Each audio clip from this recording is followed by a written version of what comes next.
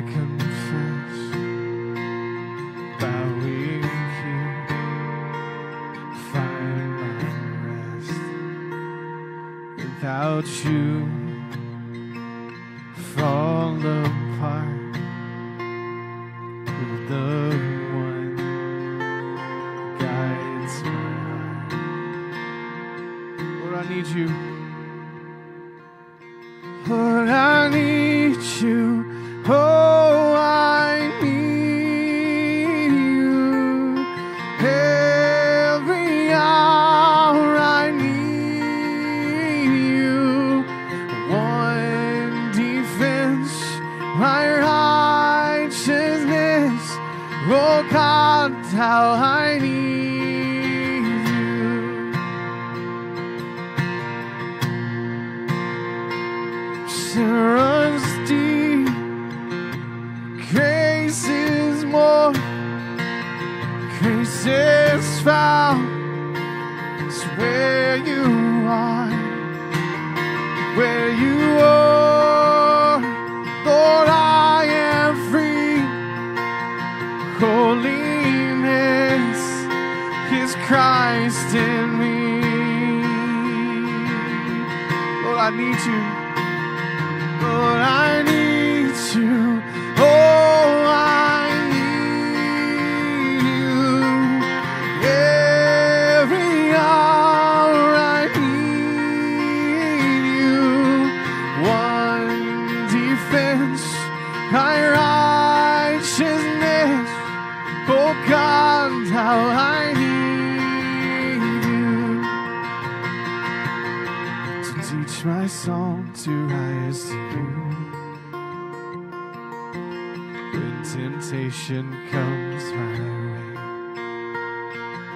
that I cannot stand, I'll follow you. Jesus, you're my hope and stay. Hey, Lord, I need you. Oh, I need you. Every hour I need you. My one defense, my righteousness. Oh God, how I need you. You're my one defense, my righteousness. Oh God, how I need you. You're my one defense, my righteousness. Oh God, how I need you. So we are picking up not far from where we left off last week. Jesus is still in his ministry. They're very, very active.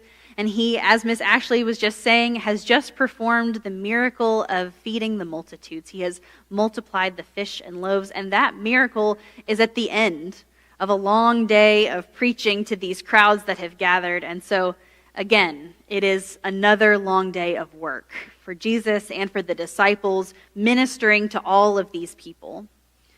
And they are in need, once again, of some rest. Now, the last time they finished ministering and Jesus wanted some rest, they went out in the boat all together, and Jesus tried to nap in the boat, and we remember how that went. He got woken up, and they really just would not let him sleep. But this time, Jesus sends the disciples on without him to the other side, and he decides to go up onto a mountain and pray. He dismisses the crowds himself, and he knows that it's time for him to have a little spiritual renewal. He needs time to be in prayer with his Father, his heavenly Father. And the choice of a mountain is special. Mountains were thought, especially at this time, to be places where heaven and earth kind of met. Think about like Moses going up on Mount Sinai to receive the Ten Commandments and to talk with God. And we're not sure what Jesus' prayer life was like in this. We don't know what he says. We don't hear any of it. But clearly, it took a while, because by the time he was finished, by the time he came down from praying, it was very late at night. The disciples have been rowing this boat the one that we talked about last week that was 27 feet long and 7.5 feet wide and fit all of them in one. And they've been rowing, and they're trying to get across the lake because that is the quick way across. But another storm has blown up, another windstorm, as they often do on the Sea of Galilee. And this one is not quite as serious as last week, but it has beaten them back so bad. The wind is so strong that they have been fighting it all night. And they should be across already, and they're not. They are like maybe halfway through, trying to get to the other side, and they're rowing as much as they can. They're probably exhausted. If they were tired at the end of this day of working with Jesus and helping him, they're definitely tired now. So Jesus decides to come out and meet them where they are in the midst of all of this. And they do not recognize him. Off in the distance, I think it's fair to give them a little grace on here. We give the disciples a hard time. I don't know that I would have assumed it was Jesus either. They are out on the water. They are totally exhausted. They've basically pulled an all-nighter. And then think about this. They think they've seen a ghost because out in the distance, they're far, far away, and there's just this figure. Also, it is early in the morning, so at best, the sun is beginning to come up, so it's very dim. There's also all these waves that are probably creating some mist, and so it's a little bit misty and hard to see. And then if you, like me, happen to not have the best eyesight, you definitely weren't going to see them at this point because nobody was making you glasses in the ancient Near East. So they think that they have seen a ghost. The world has opened up a lot to what they have experienced since seeing Jesus and working with him, and so I'm sure they thought there were a lot of really unbelievable things that were in the realm of possibilities now. But they are, of course, going to their, what I think is kind of the disciples' default emotion. They go straight to fear. They are terrified. And I love trying to find images or depictions of different Bible texts. I'm a very visual person, so I like to find pictures and things. Or in some case, you can find videos, and I found a clip from The Chosen of this Bible text being played out. And I kind of loved that scene because the disciples as a group are not really given a voice other than somebody yelling ghost. And in this scene from the episode of The Chosen, somebody yells ghost, and they all go, oh, and they start rowing in the opposite direction immediately. And I love this idea that they're so frightened that they've done better than the last time they were on the water. They've become terrified, and this time they are not frozen. They will run away. Thankfully, Jesus knows his disciples. He knows that they're going to be scared, and so he tells them, take heart. It is I, do not be afraid. And from whatever distance, whatever difficulty they had seeing him, they could hear this. And there is something really fascinating happening here in the language that is really happening in the Greek, and we don't get it so much in the English, but Matthew's early audience would have spoken Greek. That's what this would have been written in. And they would have probably known the Greek translation of the Hebrew Scriptures, the Old Testament. And in the Greek translation of Exodus, when God reveals the divine name and God tells Moses, because Moses is going, now, who am I supposed to say that you are when I go tell people? And God says, I am. Tell them that I am has sent you. The Greek words for that I am, the name of God, are the same Greek words as this it is I. So there's this thing happening that's easy for us to miss in English, but Matthew's audience would have heard this and known that this is a play on that kind of double meaning, that Jesus is simultaneously telling the disciples both that it is him, their friend, their teacher on the water, and that he is the Son of God. This is a double reassurance for them, for why they don't need to be afraid. And I really love that this wordplay kind of happens. The disciples seem at least mostly reassured by this, but Peter, of course, had to be bold. And I will be honest, I'm not always sure how exactly to read Peter. In here, I can't entirely decide if this request is fully out of confidence and faith, or if it is him still unsure and maybe offering a little bit of a test for this possible apparition. But this apparition has responded as he says, and says, "Come." And that alone seems to be enough to solidify Peter's faith. What he has asked for has been said, and so he's willing to go step out of the boat.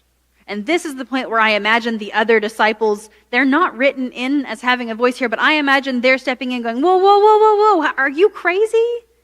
Are you sure? Like, it's one thing for us to hear that say that it's Jesus and for us to believe it and be quiet and not run away. It's a whole other for you to go walking out of the boat.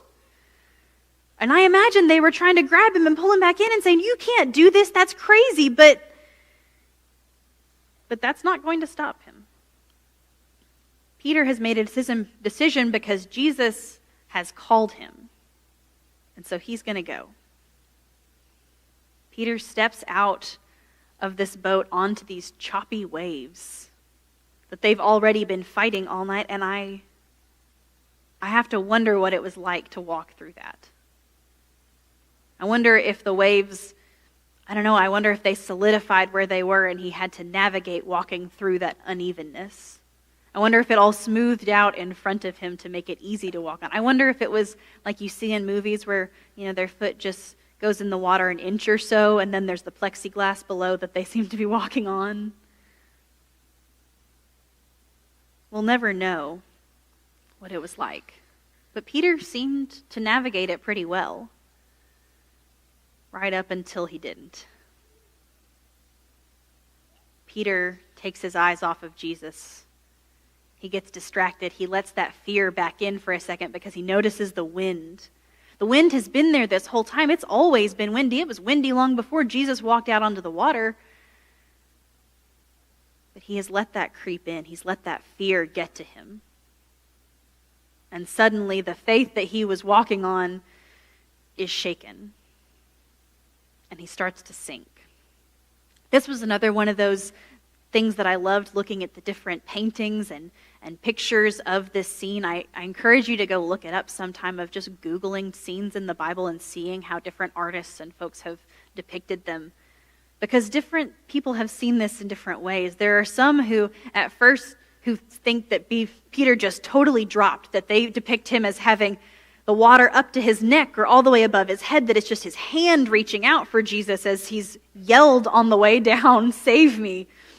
And then there are some who treat it like it's quicksand, that Peter has started to sink and maybe he's continuing to take a few steps, pulling against the water at his feet. Whatever it is, this would have been the truly terrifying moment. Because at this point, he has stepped away from the boat. He can't just reach back and grab it. Plus, the boat's being blown in the other direction. They've probably been rowing to try and keep up, but he's away from the boat. He's a few steps from Jesus, and he's starting to sink. And this is the middle of the Sea of Galilee, in the middle of a storm. Even if he is a successful and very experienced swimmer, this is very dangerous. And so he does the only thing that he knows to do. He cries out, "Lord, save me." And as he always is, Jesus is close by. And it says that he immediately pulls Peter back. There's not a second that he waits. He doesn't get on to him. He doesn't, even if he was just sinking a few inches, he doesn't make him experience it anymore. He immediately pulls him back.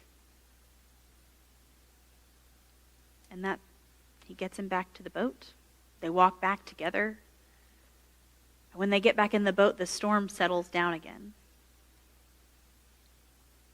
Now, this text doesn't tell us how to read Jesus' comment to Peter, his last one. We kind of have to figure the tone out ourselves, but I tend to read Jesus here as more good-natured, a little more, amused at Peter, who at this point is probably still coming off of that fear and adrenaline that he has just experienced. And Jesus goes, "You of little faith, why did you doubt?" You know, this whole scene could be a metaphor for our lives sometimes. I think there is a lot that we can learn from it. Like Peter, there are times when we are out doing what we're supposed to be doing, keeping our head down, working hard, rowing against the wind, and God calls us to something that seems terrifying, something that seems even harder. We're called especially to step out of our comfort zone. And sometimes we volunteer for it. Sometimes we say, "Yes, God, I'm ready, use me." But often it is unexpected. Often it is when we're doing other things that we get called to try something new. And that can look like a whole lot of different things. It might be serving on a committee or serving in worship or volunteering or being part of a ministry or a mission or inviting people to church or doing a whole variety of other things. But it requires trust in Jesus. Even if we have the faith to step out of the boat, that trust is still required because there might still be frightening stuff ahead. When Peter stepped out of the boat, the wind didn't stop. The wind kept on, the waves kept on, and we have to be able to walk through it. We have to be able to keep our eyes on Jesus. But we know that there are scary times. I hate to admit how often I find myself scared like the disciples. But we are reminded that even if we do notice the wind, if we get scared, if we get distracted, Jesus is always right there next to us, listening for our cry, reaching out to pull us back up, reminding us that we're never alone in the water. When it feels like the water is rising, sometimes even getting up above our head, Jesus is still within arm's reach, whether we think it or not. He's willing to pull us back always, to help us catch our breath and offer us grace, forgiveness, and the knowledge that we're loved. Even if we only have a little faith. Now, the reason I read that last question from Jesus here playfully and maybe amused is partly because this theme of having little faith comes back. It'll come back in 3 more chapters. In chapter 17, where Jesus tells the disciples that if you have faith as small as a mustard seed, you can move mountains. You know, people are quick to fault Paul or Peter for getting scared and distracted by the wind, for his faith faltering, and for this comment about having little faith. But his small faith was at least big enough that when Jesus called him out of the boat, he said yes. His small faith was at least big enough that Jesus was able to use it for him to be able to walk on the water. Now, we don't really experience things like this today. If somebody were out walking on the water, someone else would have noticed it, filmed it with their phone camera, and it would have gone viral. We'd all be aware. But Jesus is still calling us to step out of the boat. He's calling us to step out in faith, to get involved, to serve, to share the love and grace of God with others. He calls us to be bold, to trust in him.